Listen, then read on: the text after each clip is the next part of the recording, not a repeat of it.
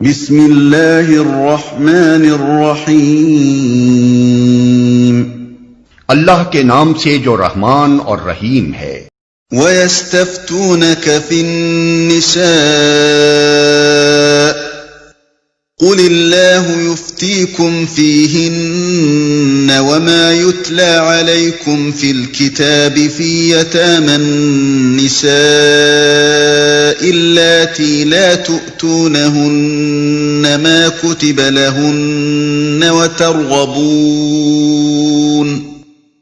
وترغبون أن تنكحوهن والمستضعفين من الولدان وأن تقوموا لليتامى بالقسط وما تفعلوا من خير فإن الله كان به عليما۔ لوگ تم سے عورتوں کے معاملے میں فتویٰ پوچھتے ہیں، کہو اللہ تمہیں ان کے معاملے میں فتویٰ دیتا ہے اور ساتھ ہی وہ احکام بھی یاد دلاتا ہے جو پہلے سے تم کو اس کتاب میں سنائے جا رہے ہیں، یعنی وہ احکام جو ان یتیم لڑکیوں کے متعلق ہیں جن کے حق تم ادا نہیں کرتے اور جن کے نکاح کرنے سے تم باز رہتے ہو یا لالچ کی بنا پر تم خود ان سے نکاح کر لینا چاہتے ہو، اور وہ احکام جو ان بچوں کے متعلق ہیں جو بیچارے کوئی زور نہیں رکھتے۔ اللہ تمہیں ہدایت کرتا ہے کہ یتیموں کے ساتھ انصاف پر قائم رہو، اور جو بھلائی تم کرو گے وہ اللہ کے علم سے چھپی نہ رہ جائے گی۔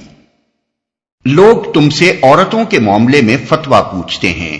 اس کی تفصیل نہیں فرمائی گئی کہ عورتوں کے معاملے میں لوگ کیا پوچھتے تھے، مگر آگے چل کر جو فتویٰ دیا گیا ہے اس سے سوال کی نوعیت خود واضح ہو جاتی ہے۔ جو پہلے سے تم کو اس کتاب میں سنائے جا رہے ہیں۔ یہ اصل استفتاء کا جواب نہیں ہے، بلکہ لوگوں کے سوال کی طرف توجہ فرمانے سے پہلے اللہ تعالیٰ نے ان احکام کی پابندی پر پھر ایک مرتبہ زور دیا ہے جو اسی صورت کے آغاز میں یتیم لڑکیوں کے متعلق بالخصوص اور یتیم بچوں کے متعلق بالعموم ارشاد فرمائے تھے۔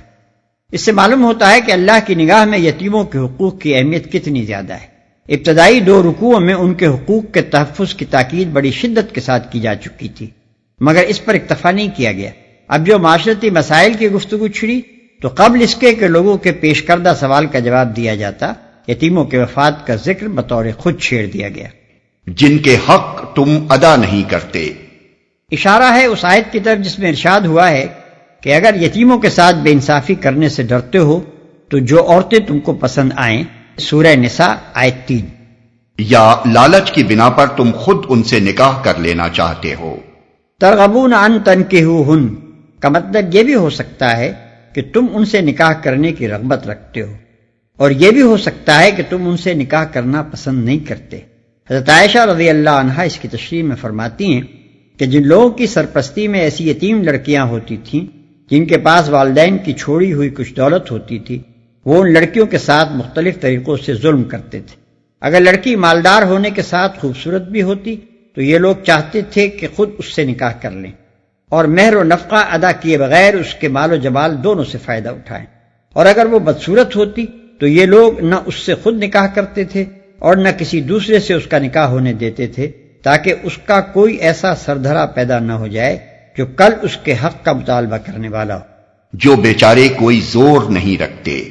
اشارہ ہے ان احکام کی طرف جو اسی سورہ کے پہلے اور دوسرے رکوع میں یتیموں کے حقوق کے متعلق ارشاد ہوئے ہیں۔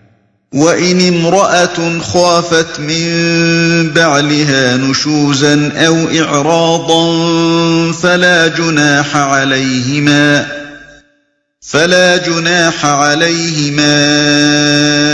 أَن يُصْلِحَا بَيْنَهُمَا صُلْحًا وَالصُّلْحُ خَيْرٌ وَأُحْضِرَتِ الْأَنفُسُ الشُّحَّ وَإِن تُحْسِنُوا وَتَتَّقُوا فَإِنَّ اللَّهَ كَانَ بِمَا تَعْمَلُونَ خَبِيرًا۔ جب کسی عورت کو اپنے شوہر سے بدسلوکی یا بے رخی کا خطرہ ہو تو کوئی مذائقہ نہیں اگر میاں اور بیوی کچھ حقوق کی کمی بیشی پر آپس میں صلح کر لیں۔ صلح بہرحال بہتر ہے۔ نفس تنگ دلی کی طرف جلدی مائل ہو جاتے ہیں، لیکن اگر تم لوگ احسان سے پیش آؤ اور خدا ترسی سے کام لو تو یقین رکھو کہ اللہ تمہارے اس طرز عمل سے بے خبر نہ ہوگا۔ جب کسی عورت کو اپنے شوہر سے بدسلوکی یا بے رخی کا خطرہ ہو، یہاں سے اصل استفتاء کا جواب شروع ہوتا ہے۔ اس جواب کو سمجھنے کے لیے ضروری ہے کہ پہلے سوال کو اچھی طرح ذہن نشین کر لیا جائے۔ زمانہ جاہلیت میں ایک شخص غیر محدود تعداد تک بیویاں کرنے کے لیے آزاد تھا، اور ان کثیر التعداد بیویوں کے لیے کچھ بھی حقوق مقرر نہ تھے۔ سورہ نساء کی ابتدائی آیات جب نازل ہوئیں تو اس آزادی پر دو قسم کی پابندیاں عائد ہو گئیں۔ ایک یہ کہ بیویوں کی تعداد زیادہ سے زیادہ 4 تک محدود کر دی گئی، دوسرے یہ کہ ایک سے زیادہ بیویاں رکھنے کے لیے عدل یعنی مساویانہ برتاؤ کو شرط قرار دیا گیا۔ اب یہ سوال پیدا ہوا کہ اگر کسی شخص کی بیوی بانجھ ہے یا دائم المرض ہے یا تعلق زن و شوق کے قابل نہیں رہی ہے اور شوہر دوسری بیوی بیاہ لاتا ہے تو کیا وہ مجبور ہے کہ دونوں کے ساتھ یکساں رغبت رکھے، یکساں محبت رکھے، جسمانی تعلق میں بھی یکسانی برتے؟ اور اگر وہ ایسا نہ کرے تو کیا عدل کی شرط کا تقاضا یہ ہے کہ وہ دوسری شادی کرنے کے لیے پہلی بیوی کو چھوڑ دے؟ نیز یہ کہ اگر پہلی بیوی خود جدا نہ ہونا چاہے تو کیا زوجین میں اس قسم کا معاملہ ہو سکتا ہے کہ جو بیوی غیر مرغوب ہو چکی ہے وہ اپنے بعض حقوق سے خود دستبردار ہو کر شوہر کو طلاق سے باز رہنے پر راضی کر لے؟ کیا ایسا کرنا عدل کی شرط کے خلاف تو نہ ہوگا؟ یہ سوالات ہیں جن کا جواب ان آیات میں دیا گیا ہے۔ صلح بہرحال بہتر ہے، یعنی طلاق و جدائی سے بہتر ہے کہ اس طرح باہمی مصالحت کر کے ایک عورت اسی شوہر کے ساتھ رہے جس کے ساتھ وہ عمر کا ایک حصہ گزار چکی ہے۔ نفس تنگ دلی کی طرف جلدی مائل ہو جاتے ہیں۔ عورت کی طرف سے تنگ دلی یہ ہے کہ وہ اپنے شوہر کے لیے بے رغبتی کے اسباب کو خود محسوس کرتی ہو اور پھر بھی وہ سلوک چاہے جو ایک مرغوب بیوی کے ساتھ ہی برتا جا سکتا ہے۔ مرد کی طرف سے تنگ دلی یہ ہے کہ جو عورت دل سے اتر جانے پر بھی اس کے ساتھ ہی رہنا چاہتی ہو اس کو وہ حد سے زیادہ دبانے کی کوشش کرے اور اس کے حقوق ناقابل برداشت حد تک گھٹا دینا چاہے۔ یقین رکھو کہ اللہ تمہارے اس طرز عمل سے بے خبر نہ ہوگا۔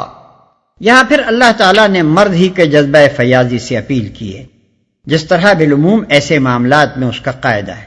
اس نے مرد کو ترغیب دی ہے کہ وہ بے رغبتی کے باوجود اس عورت کے ساتھ احسان سے پیش آئے جو برسوں اس کی رفیق زندگی رہی ہے، اور اس خدا سے ڈرے جو اگر کسی انسان کی خامیوں کے سبب سے اپنی نظر التفات اس سے پھیر لے اور اس کے نصیب میں کمی کرنے پر اتر آئے تو پھر اس کا دنیا میں کہیں ٹھکانہ نہ رہے۔ وَلَن تَسْتَطِيعُوا أَن تَعْدِلُوا بَيْنَ النِّسَاءِ وَلَوْ حَرَصْتُمْ فَلَا تَمِيلُوا كُلَّ الْمَيْلِ فَتَذَرُوهَا كَالْمُعَلَّقَةِ وَإِن تُصْلِحُوا وَتَتَّقُوا فَإِنَّ اللَّهَ كَانَ غَفُورًا رَّحِيمًا۔ بیویوں کے درمیان پورا عدل کرنا تمہارے بس میں نہیں ہے، تم چاہو بھی تو اس پر قادر نہیں ہو سکتے، لہذا قانون الہی کا منشا پورا کرنے کے لیے یہ کافی ہے کہ ایک بیوی کی طرف اس طرح نہ جھک جاؤ کہ دوسری کو ادھر لٹکتا چھوڑ دو۔ اگر تم اپنا طرز عمل درست رکھو اور اللہ سے ڈرتے رہو تو اللہ چشم پوشی کرنے والا اور رحم فرمانے والا ہے۔ ایک بیوی کی طرف اس طرح نہ جھک جاؤ کہ دوسری کو ادھر لٹکتا چھوڑ دو۔ مطلب یہ ہے کہ آدمی تمام حالات میں تمام حیثیتوں سے 2 یا زائد بیویوں کے درمیان مساوات نہیں برت سکتا۔ ایک خوبصورت ہے اور دوسری بدصورت، ایک جوان ہے اور دوسری سن رسیدہ، ایک دائم المرض ہے اور دوسری تندرست، ایک بد مزاج ہے اور دوسری خوش مزاج، اور اسی طرح کے دوسرے تفاوت بھی ممکن ہیں جن کی وجہ سے ایک بیوی کی طرف طبعاً آدمی کی رغبت کم اور دوسری کی طرف زیادہ ہو سکتی ہے۔ ایسی حالتوں میں قانون یہ مطالبہ نہیں کرتا کہ محبت و رغبت اور جسمانی تعلق میں ضرور ہی دونوں کے درمیان مساوات رکھی جائے، بلکہ صرف یہ مطالبہ کرتا ہے کہ جب تم بے رغبتی کے باوجود ایک عورت کو طلاق نہیں دیتے اور اس کو اپنی خواہش یا خود اس کی خواہش کی بنا پر بیوی بنائے رکھتے ہو تو اس سے کم از کم اس حد تک تعلق ضرور رکھو کہ وہ عملاً بے شوہر ہو کر نہ رہ جائے۔ ایسے حالات میں ایک بیوی کے بنسبت دوسری کی طرف میلان زیادہ ہونا تو فطری امر ہے، لیکن ایسا بھی نہ ہونا چاہیے کہ دوسری یوں معلق ہو جائے گویا اس کا کوئی شوہر نہیں ہے۔ اس آیت سے بعض لوگوں نے یہ نتیجہ نکالا ہے کہ قرآن ایک عدل کی شرط کے ساتھ تعدد ازدواج کی اجازت دیتا ہے، اور دوسری طرف عدل کو ناممکن قرار دے کر اس اجازت کو عملاً منسوخ کر دیتا ہے۔ لیکن در حقیقت ایسا نتیجہ نکالنے کے لیے اس آیت میں کوئی گنجائش نہیں ہے۔ اگر صرف اتنا ہی کہنے پر اکتفا کیا گیا ہوتا کہ تم عورتوں کے درمیان عدل نہیں کر سکتے تو یہ نتیجہ نکالا جا سکتا تھا، مگر اس کے بعد ہی جو یہ فرمایا گیا کہ لہذا ایک بیوی کی طرف بالکل نہ جھک پڑو، اس فقرے نے کوئی موقع اس مطلب کے لیے باقی نہیں چھوڑا جو مسیحی یورپ کی تقلید کرنے والے حضرات اس سے نکالنا چاہتے ہیں۔ اللہ چشم پوشی کرنے والا اور رحم فرمانے والا ہے۔ یعنی اگر حتی الامکان تم قصداً ظلم نہ کرو اور انصافی سے کام لینے کی کوشش کرتے رہو تو فطری مجبوریوں کی بنا پر جو تھوڑی بہت کوتاہیاں تم سے انصاف کے معاملے میں صادر ہوں گی انہیں اللہ معاف فرما دے گا۔ وَإِن يَتَفَرَّقَا يُغْنِ اللَّهُ كُلًّا مِّن سَعَتِهِ وَكَانَ اللَّهُ وَاسِعًا حَكِيمًا۔ لیکن اگر زوجین ایک دوسرے سے الگ ہی ہو جائیں تو اللہ اپنی وسیع قدرت سے ہر ایک کو دوسرے کی محتاجی سے بے نیاز کر دے گا۔ اللہ کا دامن بہت کشادہ ہے اور وہ دانا و بینا ہے۔ وَلِلَّهِ مَا فِي السَّمَاوَاتِ وَمَا فِي الْأَرْضِ وَلَقَدْ وَصَّيْنَا الَّذِينَ أُوتُوا الْكِتَابَ مِنْ قَبْلِكُمْ وَإِيَّاكُمْ أَنِ اتَّقُوا اللَّهَ وَإِن تَكْفُرُوا فَإِنَّ لِلَّهِ مَا فِي السَّمَاوَاتِ وَمَا فِي الْأَرْضِ وَكَانَ اللَّهُ غَنِيًّا حَمِيدًا۔ آسمانوں اور زمین میں جو کچھ ہے سب اللہ ہی کا ہے۔ تم سے پہلے جن کو ہم نے کتاب دی تھی انہیں بھی یہی ہدایت کی تھی، اور اب تم کو بھی یہی ہدایت کرتے ہیں کہ خدا سے ڈرتے ہوئے کام کرو۔ لیکن اگر تم نہیں مانتے تو نہ مانو، آسمان و زمین کی ساری چیزوں کا مالک اللہ ہی ہے اور وہ بے نیاز ہے، ہر تعریف کا مستحق۔ وَلِلَّهِ مَا فِي السَّمَاوَاتِ وَمَا فِي الْأَرْضِ وَكَفَى بِاللَّهِ وَكِيلًا۔ ہاں، اللہ ہی مالک ہے ان سب چیزوں کا جو آسمانوں میں ہیں اور جو زمین میں ہیں، اور کارسازی کے لیے بس وہی کافی ہے۔ إِن يَشَأْ يُذْهِبْكُمْ أَيُّهَا النَّاسُ وَيَأْتِ بِآخَرِينَ وَكَانَ اللَّهُ عَلَى ذَلِكَ قَدِيرًا۔ اگر وہ چاہے تو تم لوگوں کو ہٹا کر تمہاری جگہ دوسروں کو لے آئے، اور وہ اس کی پوری قدرت رکھتا ہے۔ من كان يريد ثواب الدنيا فعند الله ثواب الدنيا والآخرة وكان الله سميعا بصيرا۔ جو شخص محض ثواب دنیا کا طالب ہو اسے معلوم ہونا چاہیے کہ اللہ کے پاس ثواب دنیا بھی ہے اور ثواب آخرت بھی، اور اللہ سمیع و بصیر ہے۔ بالعموم قانونی احکام بیان کرنے کے بعد اور بالخصوص تمدن و معاشرت کے ان پہلوؤں کی اصلاح پر زور دینے کے بعد جن میں انسان اکثر ظلم کا ارتکاب کرتا رہا ہے، اللہ تعالیٰ اس قسم کے چند پراثر جملوں میں ایک مختصر واضح ضرور فرمایا کرتا ہے، اور اس سے مقصود یہ ہوتا ہے کہ نفوس کو ان احکام کی پابندی پر آمادہ کیا جائے۔ اوپر چونکہ عورتوں اور یتیم بچوں کے ساتھ انصاف اور حسن سلوک کی ہدایت کی گئی ہے، لہذا اس کے بعد ضروری سمجھا گیا کہ چند باتیں اہل ایمان کے ذہن نشین کر دی جائیں۔ ایک یہ کہ تم کبھی اس بھلاوے میں نہ رہنا کہ کسی کی قسمت کا بنانا اور بگاڑنا تمہارے ہاتھ میں ہے۔ اگر تم اس سے ہاتھ کھینچ لو گے تو اس کا کوئی ٹھکانہ نہ رہے گا۔ نہیں، تمہاری اور اس کی سب کی قسمتوں کا مالک اللہ ہے، اور اللہ کے پاس اپنے کسی بندے یا بندی کی مدد کا ایک تم ہی واحد ذریعہ نہیں ہو۔ اس مالک زمین و آسمان کے ذرائع بے حد وسیع ہیں، اور وہ اپنے ذرائع سے کام لینے کی حکمت بھی رکھتا ہے۔ دوسرے یہ کہ تمہیں اور تمہاری طرح پچھلے تمام انبیاء کی امتوں کو ہمیشہ یہ ہدایت کی جاتی رہی ہے کہ خدا ترسی کے ساتھ کام کرو۔ اس ہدایت کی پیروی میں تمہاری اپنی فلاح ہے، خدا کا کوئی فائدہ نہیں۔ اگر تم اس کی خلاف ورزی کرو گے تو پچھلی تمام امتوں نے نافرمانیاں کر کے خدا کا کیا بگاڑ لیا ہے جو تم بگاڑ سکو گے۔ اس فرمانروائے کائنات کو نہ پہلے کسی کی پرواہ تھی نہ اب تمہاری پرواہ ہے۔